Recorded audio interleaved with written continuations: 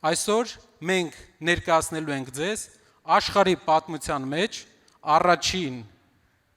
արհեստական բանականության chatbot-ը, որը կպատասխանի բոլոր հարցերի կուսակցության քաղաքականության վերաբերյալ։ Այսօր մենք ձեզ ներկայացրելու ենք Mr. Ուժին։ Հայաստանում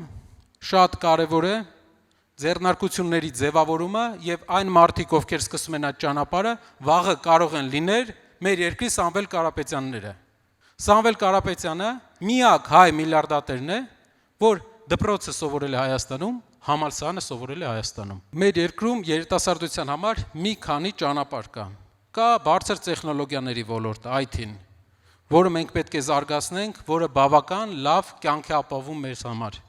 Կա ձեռնարկատիրությունը, որը պետք է ազատենք սկզբնական շրջանում հարկերից, որ կարողանան լավ ապագա ստեղծեն սկսնակ բիզնեսմենները, սկսնակ ձեռնարկատերերը։ Կա քայլերի հաջորդականություն կրթության մեջ։ Գերազանց սովորող երիտասարդը պետք է ունենա անվճար կրթության հնարավորություն, բարձրագույն կրթության։ Մեր հարևան Վրաստանը այդ հարցը այս տարի լուծեց։ Կասկած ունենք, որ մենք էլ կարող ենք լուծել այդ հարցը։ Շնորհակալ եմ։ Այն նարինջը, որ ձեր մոտ կա, իմ անձնական պատմության մի մաս է։ 17-18 տարեկանում իմ առաջի ձեռնարկությունը, որ ես ստեղծել եմ, չեմ ունեցել ֆինանսական միջոցների կարիք, ուղղակի մենք ընկերներով ստեղծել ենք, որովհետև հետաքրքիր է զբաղվել ձեռնարկատիրությամբ, հետաքրքիր է զբաղվել տնտեսությամբ։ Եղել է նարինջի վաճառքը։ Եվ ինձ թվում է, սա լավ ցուցիչ է մեզ համար,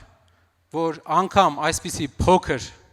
բաներից սկսելով մենք կարող ենք ձեռք բերել փորձ, որը ապագայում կօգտագործենք մեծ ընկերություններ կառավարել, մեծ համակարգեր կառավարել եւ մեծ եւ միջին բարձունքների հասնելու։ Այստեղ շատ մեծ մասամբ մենք տեսնում ենք երիտասարդներ եւ նաեւ հոգով երիտասարդ մարդիկ, ովքեր իրենք պլանավորում են ապագան մեր հայրենիքում։ Եվ այդ ապագան կառուցելու համար կա մի քանի նախապայման։ Առաջինը, օրինակ այսօր առավոտ դուք տեսաք, որ մեր երկրում քննարկվում էր աշխատավարձերը, թոշակները 10,000 դրամ բարձրացնելու հարցը,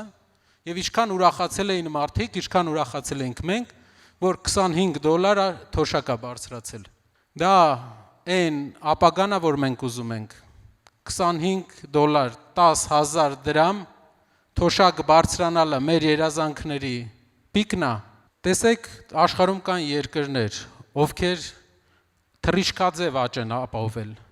Կան ազգեր, որոնք զարգացումը սկսել են մեզանից շուտ։ Կան ազգեր, բայց ազգերի մեծ մասը սկսել է մեզանից ուշ, բայց եկել, հասել եւ անցել է մեզ տնտեսապես։ Դա ընտրությունների արդյունք է,